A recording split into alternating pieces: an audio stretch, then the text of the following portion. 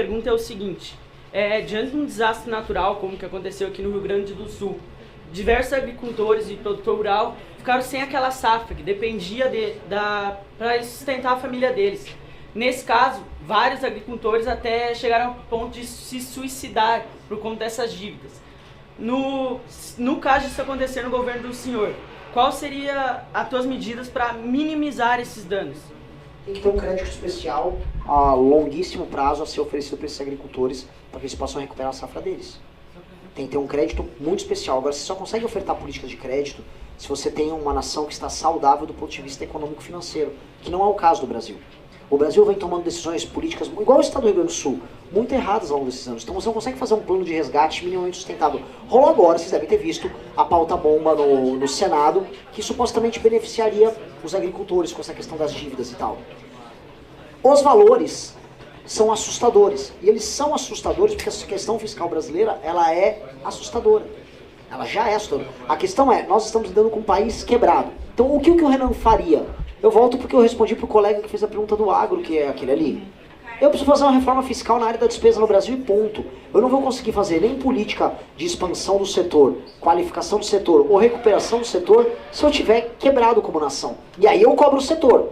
Cadê as entidades exigindo da parte dos candidatos a presidente um compromisso com essa agenda? Não tem. Não tem. Eu fui ver agora, o Flávio Bolsonaro falou que ele não vai fazer uma reforma da Previdência, que ele não vai fazer desindexação do aumento da aposentadoria, do aumento do BPC baseado no aumento do salário mínimo, que é loucura, só pra avisar vocês. Só pra vocês entenderem, porque parece que eu falei grego, eu falei rápido, parece que eu manjo muito, sou um super economista. Não sou, eu não entendo nada de economia, tá? O que funciona? No Brasil, o aumento da aposentadoria, e cada vez mais pessoas se aposentam e cada vez menos gente nasce, certo? E ainda não estamos, de acordo com o nosso amigo, ajudando as crianças a nascer, tá? Então a gente está fazendo o trabalho todo errado. Então, quando você vai aumentar a aposentadoria no Brasil, o gatilho que gera o aumento é o aumento do salário mínimo. Então o que você faz? Toda vez que você aumenta o salário mínimo por conta da atividade produtiva brasileira, você transforma a produtividade do ganho do salário mínimo do trabalhador na improdutividade do outro lado, punindo. Isso aumenta gastos financeiros por parte do governo, acaba incidindo nos juros, acaba incidindo em impostos. Então o que você paga para o trabalhador de aumento do salário mínimo se reverte em diminuição do poder de compra do próprio trabalhador. Então é uma loucura. Fora que isso estoura as contas públicas, porque você vai aumentando o gasto, a rampa de subida dos gastos da aposentadoria é cada vez menor. Não só porque cada vez mais pessoas se aposentam, mas também porque isso vai sendo reajustado de acordo com um aumento via o gatilho do aumento do salário mínimo. Entenderam isso? Mesma coisa para o BPC, o benefício de prestação continuada, que está subindo igual a Previdência. E o BPC é para a vida inteira. Você tem pessoas de 25 anos pegando o BPC. E o pior, a gente pega um laudo assim, sou autista nível 1. O cara é basicamente eu. Aí o cara pega um auxílio, que é um salário mínimo que vai ser reajustado para a vida inteira. Vocês acham isso justo? Se alguém achar justo, levanta a mão que eu fico curioso. Não é justo. Se você é uma pessoa, perdeu uma perna, você tem uma deficiência física, você é cego, a gente entende. Agora, uma pessoa, a quantidade de fraudes que nós temos aqui no Brasil é colossal. E aí é ofertado para essas pessoas o BPC. Ele também é reajustado dessa maneira.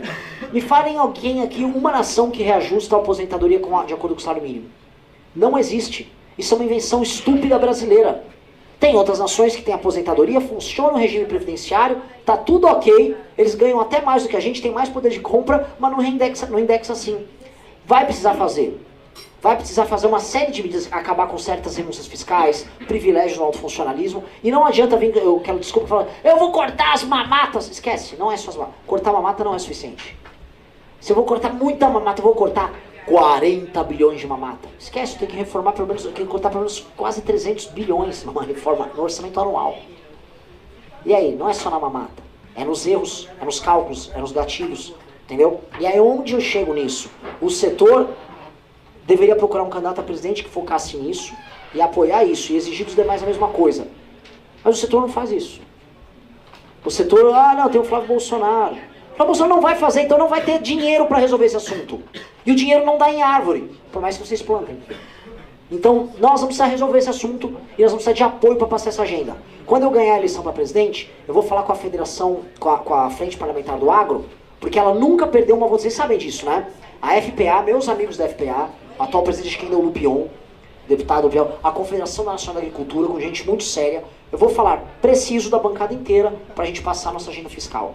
vamos passar essa agenda fiscal de uma vez, que eu consigo recuperar o setor, que eu consigo ter crédito pro setor. Eu quero provar para eles que é possível e trazer o setor para me ajudar nisso. Agora, eu sou o único presidenciável que está propondo isso. Os demais estão fugindo do assunto. Então eu espero muito que o setor me apoie, porque eu vou fazer pelo setor coisas que nunca fizeram. Aí desculpa abrir um pouco o tema. Eu vou pra cima de todo agente da FUNAI que fica usando causa indígena para acabar com o direito de propriedade no Brasil. Eu vou pra cima de todo mundo que sabota o licenciamento ambiental pra gente poder fazer a infraestrutura que a gente precisa pro setor. Eu vou acabar com o ONG vagabundo, e olha só, não tô falando de boca. Eu fui numa reunião com 60 embaixadores, embaixador americano e embaixadores europeus, e eu falei pra eles, parem de sabotar meu país. Não vai ter mais ONG de vocês impedindo a gente de trabalhar no próprio país. Falei pra eles em inglês, de maneira bem clara. Nós vamos fazer isso. Eu sou o presidente que vai fazer o agro brasileiro dar certo e escalar, deixando de ser apenas agro e ser também agroindústria. Eu serei esse presidente, então eles precisam me ajudar, porque os demais nem sequer sabem desse assunto. É isso, obrigado. Inteligência artificial, e uma das suas propostas que chamaram bastante a minha atenção foi essa de colocar inteligência artificial no SUS. Tá? Como você bem disse, o Flávio ele resolveu dizer que vai fazer isso também. Só que do Flávio a gente não espera nada, não espera profundidade nem nada, mas de você a gente espera. Então, queria que você abrisse aqui com a gente o que tem planejado já nessa área, se já tem pessoas que vão vistas para assumir essa pasta, o que já tem planejado de execução, mas sem revelar muito porque tem assessor do Flávio e do Zé. Né? Esse é o meu problema, eu estou evitando contar muitas propostas, porque literalmente os caras vão copiar. E aí, assim, uma coisa era o Flávio falar, aprendeu, neutralizou. Beleza. Agora, tipo, meu, IA no SUS, calma aí, Flávio. Sabe? Eu não posso dar tantos detalhes agora. Dito isso, eu vou explicar o básico desse projeto. A vantagem do SUS sobre um modelo descentralizado é que a centralização permite centralização de dados, permite Big Data. E ao circular muitos dados, você consegue ter capacidade preditiva, você consegue encontrar padrões. Então, há um problema na execução no Brasil, como tudo. No BO, quando você faz um BO, boletim de ocorrência, na Bahia, e essa mesma pessoa que estava no BO na Bahia, ela vai lá e comete um crime em São Paulo, o policial de São Paulo não consegue puxar o prontuário de BOs daquela pessoa, não consegue puxar a ficha. Tem que fazer uma espécie de um protocolo interestadual. Isso é loucura, a gente deveria ter acesso a tudo. Mesma coisa o prontuário do paciente. No Brasil o prontuário não é único. Então você só vai ter um sistema único de saúde se você tiver um prontuário único. E é um dos projetos centrais. Então, para funcionar essa ideia de IA, você tem que ter um prontuário único, num arquivo único, num modelo capaz de ser lido e compreendido. Aí sim, pelos softwares todos que vão ser colocados junto. E ali você consegue ter todas as passagens que uma pessoa teve em posto de saúde, UBS, os exames que você fez nas policlínicas, inclusive também em clínicas privadas. Com base naquele banco de dados, aí você começa a ter a capacidade preditiva de que essa pessoa pode apresentar doença A, B ou C, e aí você entra com aquela estratégia da saúde familiar, em que os agentes de saúde podem falar, ó, você está muito gordo, com 20 e tantos anos, você está com um comportamento sedentário, você já foi 2 vezes no hospital com hipertensão, a gente vai ter que fazer um trabalho preditivo, um trabalho de precaver você, para que você não adquira, sei lá, diabetes, porque você também, seu pai teve diabetes. Qual é a economia que a gente vai fazer em termos de saúde com essa política pública? Colossal. Mas não para aí. Você começa a imaginar o seguinte, certas regiões do Brasil estão apresentando surtos específicos de determinadas doenças. Você pode alocar agentes de saúde, médicos especializados ali, e você pode ter estoques de remédios muito próximos, diminuindo os custos logísticos. Isso, mesma coisa, a IA vai estar trabalhando essa Big Data das pessoas, você vai trabalhar os dados macro de tudo.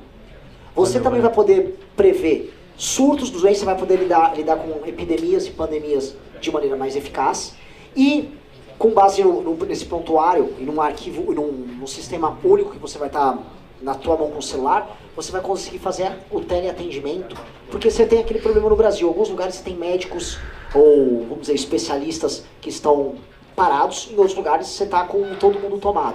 Então, às vezes você mora em Caxias do Sul e você vai ser atendido por um médico de Piracicaba, em São Paulo, através do teleatendimento. Você consegue acelerar o processo de atendimentos fazendo esse trabalho cruzado, utilizando um sistema que hoje é único de saúde. Então, com base nisso, o SUS, que é um modelo que tem muitos problemas, ele passa a apresentar uma série de vantagens. Então, tudo passa por integrar todos os sistemas e passa por você ter um prontuário único. E aí sim você consegue implementar. Isso é um pedaço das ideias, né? Aí tem outro problema que é o problema de acesso. O grande problema do SUS é o problema de acesso acesso a exames, acesso a cirurgias, acesso a vamos dizer, operações mais complexas, mas isso aí que eu deixo depois para falar de hub and spoke no outro tempo, senão aí o Flávio vai copiar tudo. Tá, valeu. Boa noite, tudo bem? Meu nome é Teodoro, eu te acompanho há alguns meses aí já, e eu discuto muito falar sobre as suas propostas que são tipo, o estado de sítio, da inegibilidade dos prefeitos que não cumprem as metas deles. E eu gostaria de saber o que você tem para falar sobre saúde e educação, que nem tu começou. Falei as duas últimas perguntas. Sim, mas como é que tu faria para mudar a realidade dessas pessoas que vivem nas cidadezinhas do norte, do nordeste, que são muito subsidiadas pelo Bolsa Família e pelo auxílio emergencial? Como é que tu mudaria a realidade desde o começo dessas pessoas? Muito simples. Vamos lá. Quem aplica as políticas de acesso básico à saúde e à educação no Brasil, de acordo com a Constituição, são os prefeitos. E os prefeitos não fazem esse trabalho a contento. Eles não têm nenhuma obrigação. Então você mesmo já sabe a resposta. Existe no Brasil uma coisa que chama Lei de Responsabilidade Fiscal. Passou lá no governo do Henrique Cardoso. Que é uma lei de responsabilidade com as contas públicas para evitar que o prefeito gaste ao longo do mandato, ao longo do ano, e depois ele decalote todo mundo. Não, as pessoas mais velhas aqui vão poder dizer, mas o Brasil... Deixa eu ficar de pé, né? Sentei aqui, ninguém mais me viu. O Brasil, todo mundo tem, na minha idade, sabe, você sabe, nos anos 90, prefeito dá calote em todo mundo era base. Dava calote em fornecedor, dava calote no funcionário. A lei de responsabilidade fiscal mudou isso. Só que que adianta você responder só a questão fiscal se do ponto de vista gerencial você não entrega o que você é obrigado a entregar? Então a lei de responsabilidade gerencial estabelece aqueles critérios de avaliação e critérios de punição e premiação para os prefeitos atingirem as políticas públicas. Duas coisas que a gente vai fazer. Nós vamos mandar para todos os municípios que dependem de recurso federal um comissário que vai ajudar a implementar as políticas públicas nessas áreas. E o prefeito tem uma meta. Se ele não entrega a meta básica, ele fica inelegível. E você vai ver que o prefeito trabalhando com punição, ele vai se picar para resolver. Porque não é que a gente está implementando a saúde, sei lá, da Suíça em Quixeramobim. Não, eu estou falando de começar com o básico. Vamos ter uma alfabetização funcional na escolinha que já existe, que já recebe dinheiro do Fundeb. O dinheiro do Fundeb já vai vir do governo federal. Já vai estar lá. É só trabalhar na gestão. Vai vir um comissário, vai ajudar, e o cara vai saber, olha, se você não implementar a política e não funcionar, o bicho vai pegar, meu irmão, você vai ficar inelegível. Então ele vai ter que correr, com um bom termo, ele vai ter que se picar para resolver esse assunto. E você vai ter que obrigar ele a fazer isso, porque o prefeito não tem compromisso hoje com o resultado. Se o prefeito, se a taxa de analfabetismo aumenta no município, o prefeito não é punido por isso. Se a cobertura de água, de fornecimento de água não aumenta no município, o prefeito não é punido por isso. Isso é um absurdo. O prefeito tem que ter responsabilidade com índices básicos na função do trabalho dele. É como se eu contrato um funcionário, sei lá, um cara para ser cozinheiro no restaurante, aí ele fala assim, eu não vou gastar mais nos pratos, mas em compensação vai sair tudo errado. Vai ter uma barata no prato. É isso que está acontecendo no Brasil. Não vai poder ter barata no prato, senão você vai ser demitido. Mesma coisa, não vai poder não entregar o básico de educação, porque as políticas já existem. O dinheiro já existe. É só um problema de execução. Aliás, todo problema de serviço público no Brasil é um problema de execução. E aí o prefeito ele vai começar a procurar a solução na hora. Ele vai terceirizar, ele vai chamar ONGs especializados para tocar isso, ele vai fazer uma parceria público-privada, e os comissários enviados pelo governo federal, que serão um grupo de jovens talentosíssimos que nós vamos trazer para o governo para trabalhar nesses municípios, eles vão ajudar a implementar essas políticas. E aí você começa a melhorar a gestão nesses lugares. É isso. Obrigado. Se você tem vontade de montar um canal de cortes para ajudar a divulgar as ideias do MBL e da missão, eu tenho um treinamento 100% focado mostrando como você pode sair do zero sem saber nada de edição, thumbnail, até você monetizar um canal de cortes e além de estar ajudando no projeto, também ser remunerado por isso. No mês de maio, por exemplo, o canal Inevitável Cortes faturou mais de 30 mil reais apenas de AdSense. O Felino Missionário e o Missão Avança, ambos fizeram mais de 1 milhão de visualizações e faturaram acima dos 14 mil reais. E se isso te interessou de alguma maneira, é só clicar no primeiro link da descrição desse vídeo ou então ler o QR Code que está aparecendo aqui no meio da sua tela agora, onde eu vou te explicar de maneira mais detalhada como você pode começar o seu próprio canal de cortes. Gostou deste corte? Então deixe seu like, inscreva-se no canal e ative as notificações. Assim você não perde os próximos vídeos e ajuda o Brasil Politizando a levar mais informação e debate para cada vez mais pessoas.